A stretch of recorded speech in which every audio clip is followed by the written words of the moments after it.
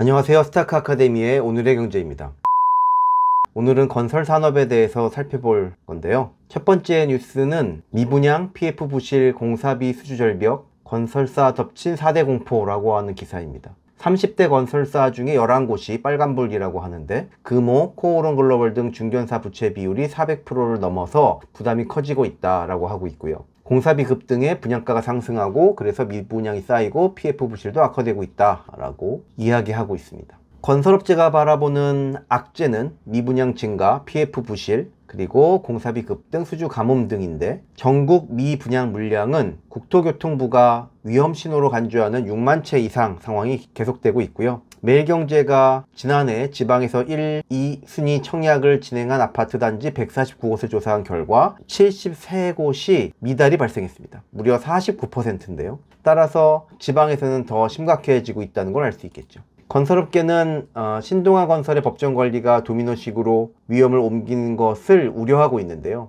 동아건설이 짓고 있는 아파트들이 많은 부분 공동시공인 경우가 많기 때문에 다른 회사의 부담을 전이시킬 위험이 있다는 것입니다. 하지만 국토부는 그렇게 크지 않을 것이라는 입장이고요. 안전핀들이 있기 때문에 피해가 크지 않을 거다 생각하고 있는 것이죠. 다만 한국건설산업연구원, 이건 건설업계를 주로 이제 대변하고 있는 연구원인데 올해 건설 투자가 작년보다 1.4% 줄고 내년에는 2.1% 축소될 거다라고 예상을 하고 있죠. 그래서 건설사들이 3년 전에 수주한 사업들이 이제 공사비가 급증했기 때문에 수익성이 낮아진 거고 앞으로는 경기 침체로 신규 수주가 녹록치 않을 것이다 이렇게 바라보고 있는 겁니다. 그런데 저는 이 기사는 그렇게 중요한 건 아니라고 봅니다. 왜냐하면 건설 경기는 원래 좋았다가 나빴다가 하고 일부 기업은 망하고 일부 기업은 새로 태어나고 하는 일들이 흔히 있었기 때문이죠. 더 중요한 기사는 현대건설의 기사인데요. 23년 만에 1.2조가 적자가 되었다라고 해가지고 대대적으로 보도가 되었습니다. 고금리고 공사비가 높아졌기 때문에 당연히 그런 것도 있겠지만 보통 이러한 문제들에서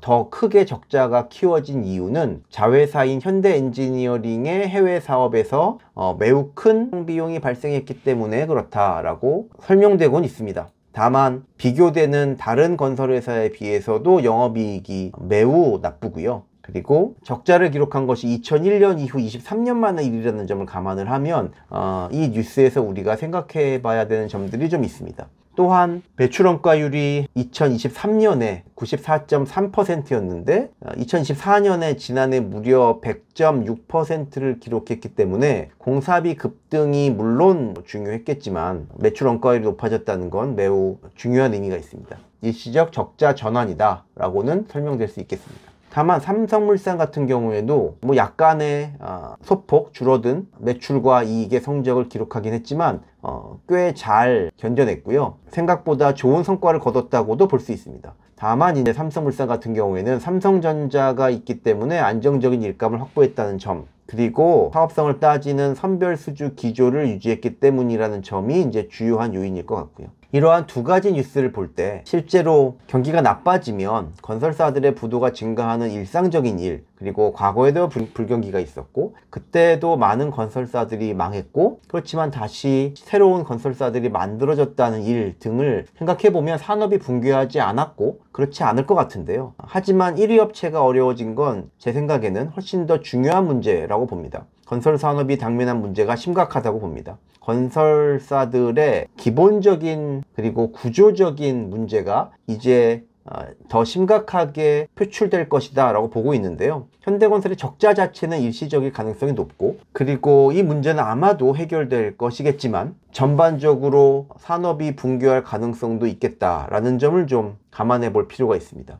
내수가 어려워서 그럴 수도 있지만 수출의 비중이 큰데 수출에서도 어려움을 겪고 있다라는 걸 의미하는 것이고요. 중요한 요인으로는 건설 비용의 상승도 있지만 건설 비용의 상승 속도가 너무 빨랐기 때문으로 해석할 수 있습니다. 너무나 빠르게 비용이 상승했기 때문에 산업 전체가 이것에 적응하지 못하고 있는 겁니다. 이렇게 비용이 상승하게 되면 이 비용을 구매자에게 전가하면 너무 좋을 텐데 전 세계적으로 경제가 어려워졌기 때문에 이러한 비용을 국내 소비자에게도 해외 소비자에게도 전가시키기가 어렵게 되었고 따라서 모든 부분에서 이익의 규모가 줄어들 수밖에 없는 상황이 되었습니다. 이렇게 된 데에는 건설 산업이 보통은 하이 리스크, 하이 리턴을 추구하기 때문에 이게 일 텐데요. 잘 되면 대박이지만 잘 되지 않으면 쪽박이겠죠. 리스크를 관리하는 것보다 단기 이익을 더 중시하는 특성이 강한 산업이라는 점도 영향을 미쳤을 것으로 생각을 합니다. 따라서 이제 건설 산업의 전반적인 성과는 계속 낮아질 것으로 예상이 됩니다. 다만 리스크 관리를 잘하는 일부 기업의 경우들은 생존할 것이고, 기댈 데가 있는 안정적인 일감을 가져올 수 있는 기업들도 아마 생존할 수는 있을 겁니다.